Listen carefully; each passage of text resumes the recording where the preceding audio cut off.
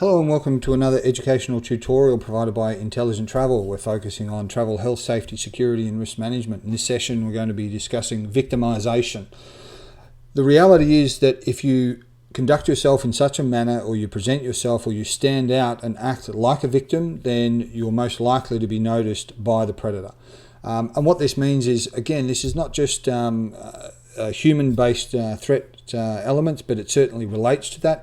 If you conduct yourself in such a way, if you stand out from everyone around you, if you demonstrate a distinct lack of preparedness, then based on the wants and needs of certain circumstances and certainly human event elements, whether they be crimes, whether they be terrorists, whether they crimes of opportunity, sexual predators, all those sorts of things, then you will get noticed, and you will be noticed for all the wrong reasons.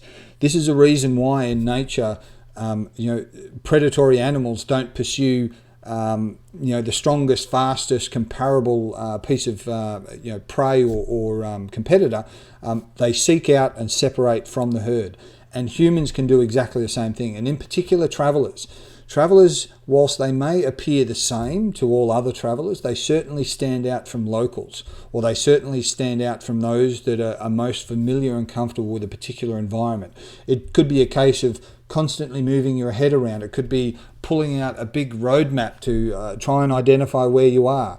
It could be a very nervous nature. It could be walking on the wrong side of the road that nobody else does. It could be looking in the wrong direction when you're crossing the road, because the traffic flow and the direction of traffic is not the same in that location as you are. There's lots of little things that make you stand out. Now, whilst as a traveller, sometimes you can be lost in the crowd. Airports are a good example. Hotels are a good example, where pretty much everybody, except for the staff and those that work there, are not from that location, and therefore they stand out. But even within that crowd of travellers and journey individuals, you can stand out in your degree of preparedness. There are certain things that you do, or the way you act, or equipment that you have.